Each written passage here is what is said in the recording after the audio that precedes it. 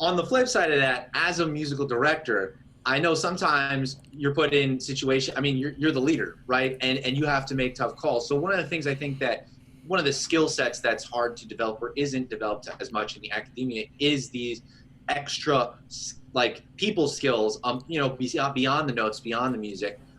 What are the things you think, or what are the skills that have really come in handy to be a good musical director when the band's you're on the road and it's a tough spot and everyone's at each other or they're at a situation. What do you think makes a good musical director or a great musical director from just someone who's put in that position? What are the skills you think have really carried you through to the level that you're at? I mean, there's the obvious things like being organized, making sure everybody has an abundance of information,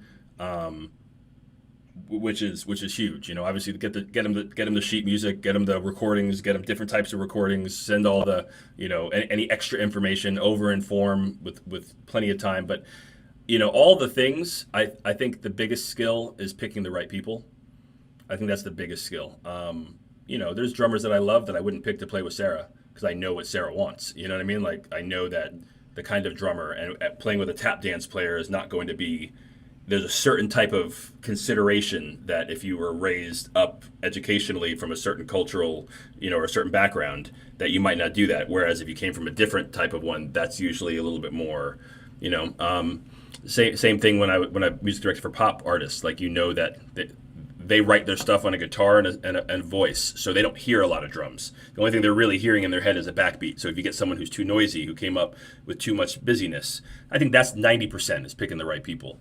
And being able to tell, helping them understand that. The other part is managing the energy, managing and understanding how to make sure I do everything I can to make myself as invaluable as possible in those types of situations. I know how it feels to be an artist who just needs to be in a space where you're thinking about creation and you're not thinking about a bunch of other stuff. So it's kind of my goal to take all of that stuff off the plate. Even if it goes above and beyond, whatever needs to be done, and then I can sort it out later.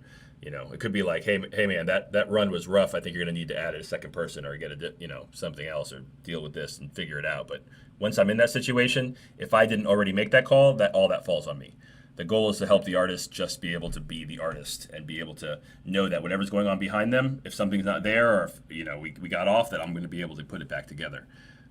Which also means knowing everybody's part for the most part, being able to cover and fill and knowing where that's supposed to be or where this is supposed to be so that I can, because I've been in situations where I was, where the musical director didn't know the parts. So they're looking at me like, what are you supposed to play that, what's going on? And I'm saying, I don't know, I'm playing what's on the page. And they're like, well, I don't know what the problem is. We'll have to rehearse it now.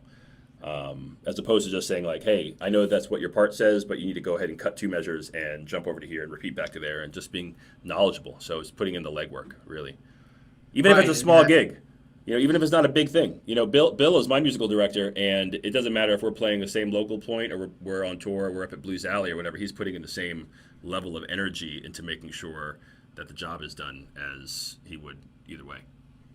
Yeah, well, that's amen to that, because that's just taking this seriously, no matter the size or apparent, opportunity. All opportunities are equal in that sense, because you can believe they transmit the same kind of power. Small room, big room, either way.